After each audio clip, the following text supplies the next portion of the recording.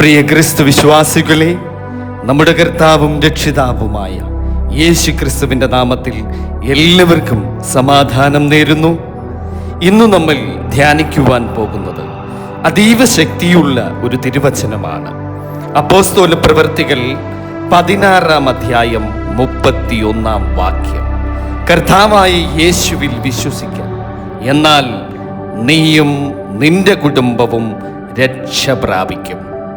ഈ വചനം ഒരു സാധാരണ ആശ്വാസ വാക്കല്ല. ഇത് സ്വർഗത്തിൽ നിന്നും മനുഷ്യകുലത്തിനായി നൽകിയ രക്ഷയുടെ പ്രഖ്യാപനമാണ്.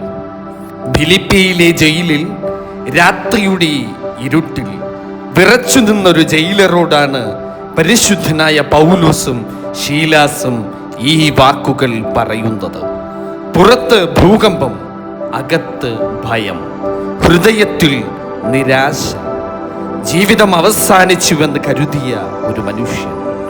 എന്നാൽ ആ രാത്രിയിൽ അവൻ കേട്ടത് മരണവാർത്തയല്ല, ഒരു രക്ഷയുടെ സന്ദേശമായിരുന്നു. കർത്താവായ യേശുവിൽ വിശ്വസിക്കാം. പ്രിയ സഹോദരങ്ങളെ, ഇന്ന് അനേകം കുടുംബങ്ങളും ആത്മീക ഭൂകമ്പങ്ങളുടെ നടുവിലാണ്. സ്നേഹം നഷ്ടപ്പെടുന്ന കുടുംബങ്ങൾ, പ്രാർത്ഥന നഷ്ടപ്പെട്ട വീടുകൾ, മാതാപിതാക്കളിൽ നിന്ന് അകന്നു പോകുന്നു. ഭർത്താവും ഭാര്യയും തമ്മിൽ സമാധാനമില്ല, വിശ്വാസം ക്ഷയിക്കുന്നു. എന്നാൽ ഇന്നും ദൈവം പറയുന്നത് ഇതാണ്: യേശുവിൽ വിശ്വസിക്കൂ. കാരണം മനുഷ്യർ തകരുമ്പോഴും ക്രിസ്തു തകരുന്നില്ല. ലോകം കൈവിടുമ്പോഴും ദൈവം നിന്നെ കൈവിടുന്നില്ല. നമ്മുടെ കുടുംബങ്ങളുടെ രക്ഷ പണത്തിലും പ്രശസ്തിയിലുമല്ല, അത് ക്രിസ്തുവിലാണ്. നമ്മുടെ സഭ നമ്മെ പഠിപ്പിക്കുന്നത് കുടുംബം ഒരു ചെറിയ ദേവാലയം എന്നാണ്. വീട്ടിലെ പ്രാർത്ഥന നിലച്ചാൽ വീട്ടിൽ സമാധാനം ക്ഷയിക്കും. ഒരു വീട്ടിൽ ദീപം കെടുത്തിയാൽ ഇരുട്ട് വരും. അതുപോലെ തന്നെയാണ് പ്രാർത്ഥന കെടുത്തിയാൽ ആത്മീയ ഇരുട്ട് നിന്നിലേക്ക് കടന്നു വരും. എത്ര മനോഹരമായ വീടായാലും അവിടെ യേശുവിൻ്റെ സാന്നിധ്യമില്ലെങ്കിൽ ഹൃദയത്തിൽ ശൂന്യതയുണ്ടാകും. അതുകൊണ്ടാണ് സഭ നമ്മെ കുടുംബ പ്രാർത്ഥനയിലേക്ക് വിളിക്കുന്നത്. പ്രിയരെ, കർത്താവിൽ വിശ്വാസം എന്നത് വെറും വാക്കുകളിലല്ല, വിശ്വാസം ജീവിത സമർപ്പണമാണ്. പത്രോസ് കടലിൽ നടക്കുവാൻ കഴിഞ്ഞത് തന്റെ ശക്തി കൊണ്ടല്ല, യേശുവിൽ വിശ്വസിച്ചത് കൊണ്ടാണ്. കാനായിലെ കല്യാണ വീട്ടിൽ വീഞ്ഞു തീർന്നപ്പോൾ മറിയം പറഞ്ഞത് ഒരു വാക്കു മാത്രം: അവൻ നിന്നോട് എന്തെങ്കിലും കൽപ്പിച്ചാൽ നിങ്ങൾ അതുപോലെ ചെയ്യും. അതാണ് വിശ്വാസം. യേശു പറയുന്നത് അനുസരിക്കും. ഇന്ന് നമ്മുടെ കുടുംബങ്ങൾക്കും അതേ ക്ഷണം തന്നെയാണ്.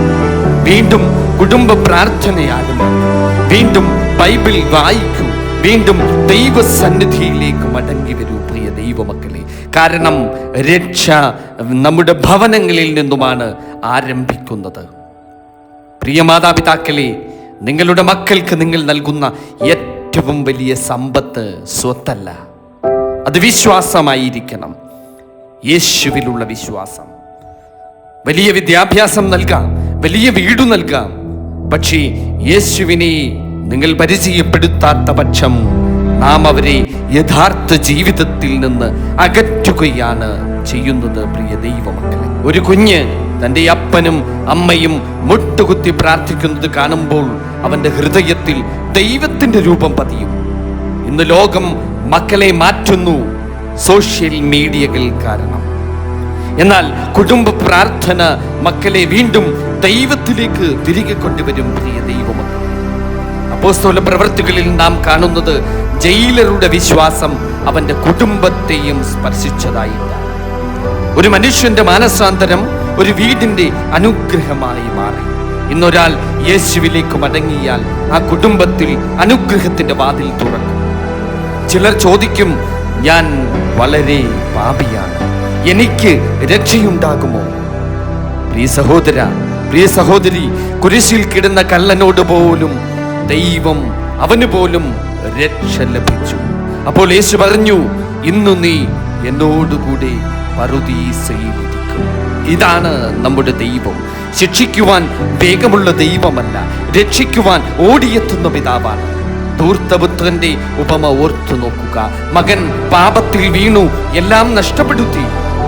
പക്ഷേ തിരികെ വന്നപ്പോൾ അപ്പൻ അവനെ തള്ളിക്കളഞ്ഞില്ല, ഓടിച്ചെന്ന് ചേർത്തു പിടിച്ചു.